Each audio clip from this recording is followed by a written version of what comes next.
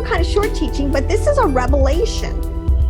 And I think this is going to be extremely helpful as I continue to teach on the tree of life, and why I'm so convinced that this is the foundational understanding. This is the understanding that was really known by priests, prophets, sages. This is the level of understanding that you would get to be a Torah sage. And because I teach parts, this is the very sod level. This is a sod level understanding. That's why I call it a mystery that is in the tree of life. And it's called the face of God. I'm going to prove to you, I shouldn't even say that. I'm going to show you, and you can do with it what you want, that Elohim has left an imprint, a face, an image, a likeness in all of his living souls in creation. So let me show you this. It's very exciting. I can see on the screen, you see on the screen, I have this phrase. It is called Aleph separates Mem from Shin. This is a formula. This is as much a formula as M equals MC squared in Kabbalistic language. Now, Aleph means air, breath, separates. Mem is a word, the Hebrew word for water, and Shin is the Hebrew word for fire. In this, now there's many levels of meaning of words. So, but on this level, we're going to, Aleph represents breath, which is air, Mem is water, Shin is fire. And together, this company is going to make the face of Elohim. So let's continue. Here is what is known as the tree of life.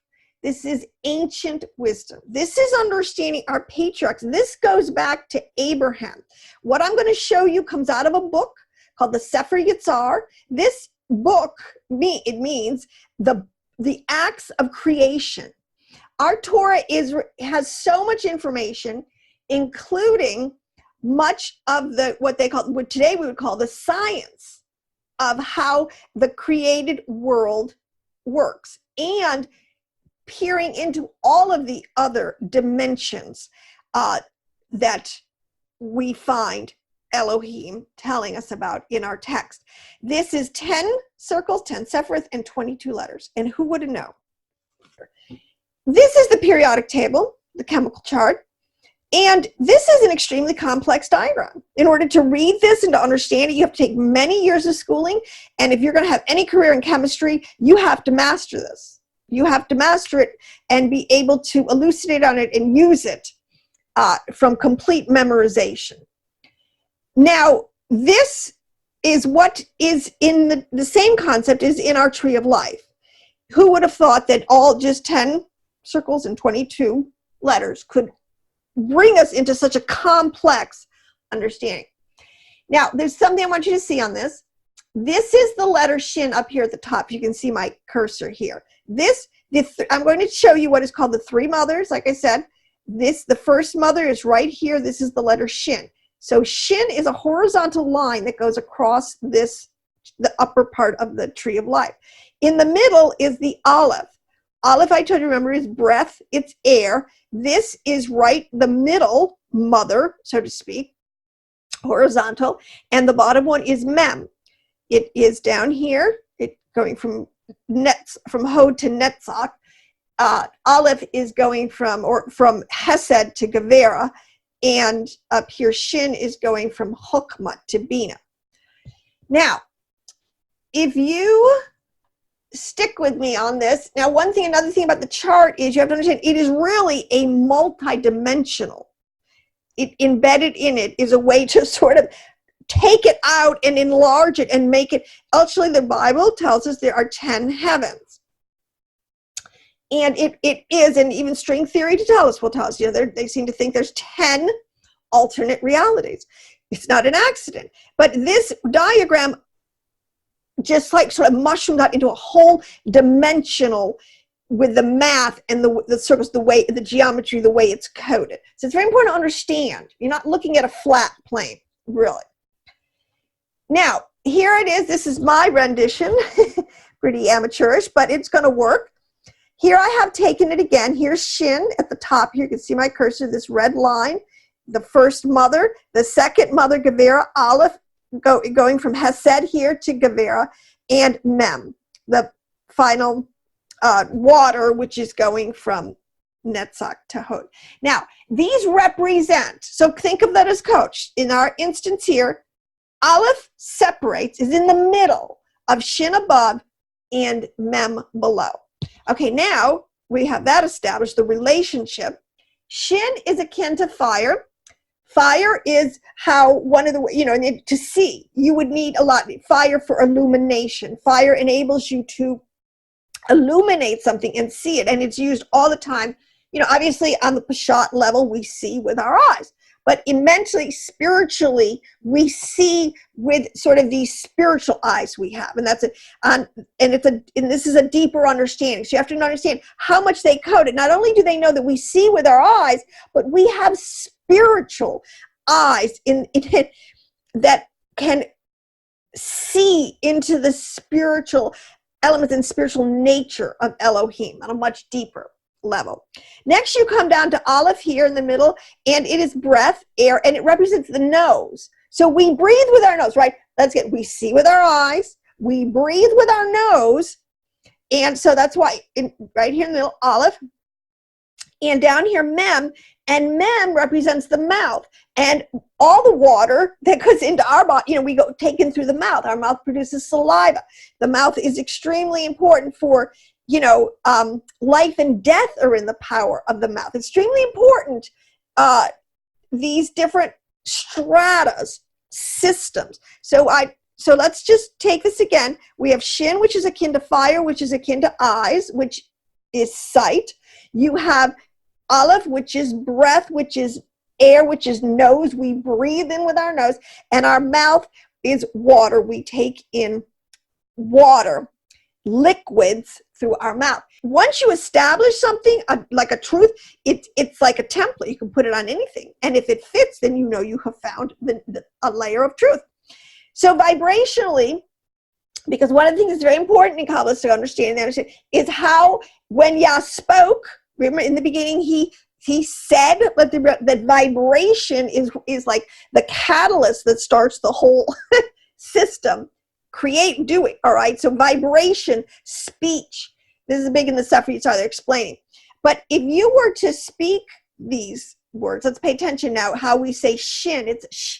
Say Shin, sh, all right? Say ah for Aleph, and then say Mem, Mem. You can even see that they come from different zones in your face and they fit the time. Sh is high, pitch high. Ah is in the middle, and when you say you're closing your mouth, you're bringing it down an octave. So even that way, the way our mouth says the words fits the template. It's great.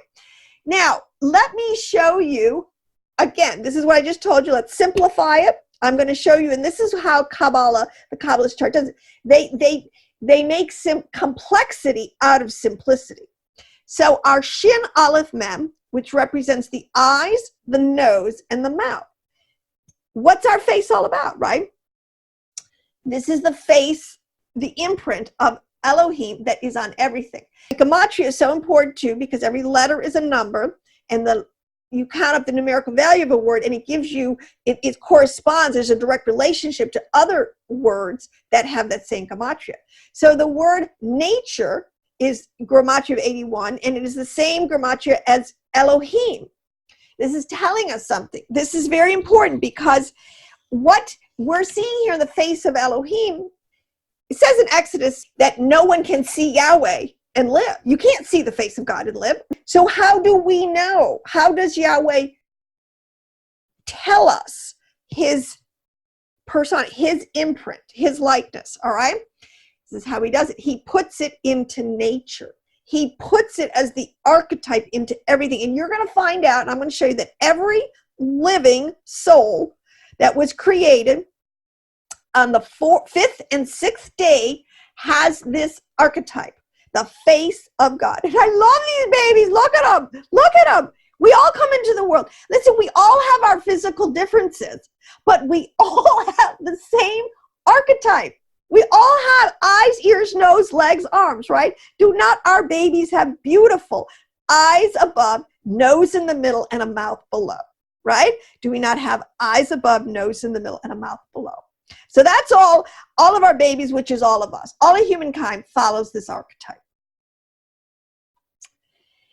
Here is the cattle. This is domesticated animals. You could take any of the animals in the category, cats, dogs, any of the mammals that we pretty much get along with, right? They all follow the template. They have eyes above, a nose in the middle, and a mouth below. Their system works. Their sight, their breathing, and their mouth. This is on every, and it's funny because I challenge you. I spent hours one day on Google. Here's the bird kingdom. Look at this guy. He's an owl, obviously, and he's got eyes above his nose, and here his nostrils are right here in the middle, right here, nostrils, and the mouth below. All birds will follow this template. I'm just quickly going through and trying to show you one from each category. Fish. Fish is the Hebrew word Dagon, and here he is. He's got his eyes above, nose in the middle, his mouth below. And all fish, you go Google it. This guy, though, I love him. Doesn't he look like Alfred Hitchcock? I mean, who says Yahweh doesn't have a sense of humor? These are the insectoid kingdom. These are the rems in our Bible. If you, it's R-E-M-E-S, it's a Hebrew word, and it's usually translated creeping things or the skimmers. It's that whole, close to the ground insectoid kingdom. But again, eyes above, nose, no matter how weird or elongated or whatever you do with these facial features, it follows eyes above, nose in the middle, and a mouth below. Now this is the wild beast. This is the word translated beast. And this is another category in our Bible with another Hebrew word. And again, eyes above, nose in the middle, and a very ferocious mouth. Now, let me go back over these species. I just mentioned 6 species, and I want to make this point quick. The bugs, the fish, the birds, the cattle, and the Adamites, the people, right? You count them up, there's 6. These were all created on day 5 and 6, and they all have what is known as Nefesh Chai. That's the word in your Hebrew. It means a living soul. Though these are, but what's even more fascinating, because we know on the Peshat level, all these animals are in our animal kingdom, right? We're all down here on the planet. But I have to show you something. There's another category that our Bible talks about, and lo and behold, they have the exact same archetype. These are, what do you want to call them? Giants, Nephilim, demigods, hybrids. You call them what you want. They're totally being repackaged and put all over our medias today. But here's Iceman, eyes above, nose in the middle, mouth below. This is so interesting. Look, here is an insecticide. It's a Spider-Man. But again, eyes above, nose in the middle, and a mouth in below. This is such an interesting archetype because when we go back to this again, it's all coded into the tree of life, Shin, Aleph, and Mem. The text is telling us that since the creation of the world, Yahweh's invisible qualities, all right, much of Yahweh in nature of these things is not seen with the visible eyes. And this is what Kabbalah will tell you. We only see a very small percentage. Actually, if you were to look up on the electromagnetic chart of what we can see, I mean, we should be very humble. We only see a very tiny part of the spectrum, There's obviously more going on out there. And his eternal power and divine nature are also shown up in these other waves, other places where there is living souls. All right. Now, this is clearly seen. So I have shown you the face of Elohim. It is on every living soul in the cosmos, seen and unseen. Frankly, if you look at all the archetypes of angels, you'll find the same archetype there. Is being understood from what has been made this way so that people are without excuse. This is why Paul could say, and the sages would say, why there will be a judgment. because it's obvious, it's out there. Unfortunately, this is ancient wisdom. We have lost this concept. We live in a very secular world, not like our ancients who believed in Elohim. They believed in the soul and mortality of the soul, of all the different, where the soul goes. Their big thing was, who was the high God? That was what it was between the Gentiles and Israel. They're saying Yahweh Elohim is the high God, and this will all, it's going to get settled once and for all. And the beginning of it is coming now. As the truth and the revelations come out of the sod level understanding that has been kept in our Torah, there is much for the elect in the last days. There's actually a feast for the elect in the last days. So this is just a taste of what is in the spiritual system, which I want to keep teaching. So I want you to see, we have a lot of debt to owe to our sages and our prophets, and to Judah, who has kept this information alive in the house. Unfortunately today, 95% of most Christians and most Jews do not really know or their own heritage. We don't really read deep enough, like our ancients, into the ancient wisdom and understanding. But it's all changing today. It's all changing. And so now with Google, everyone is going to be without excuse to believe in and to see the face of Elohim. So I hope that blessed you. Shalom. See you in the next episode of The Elect. Love.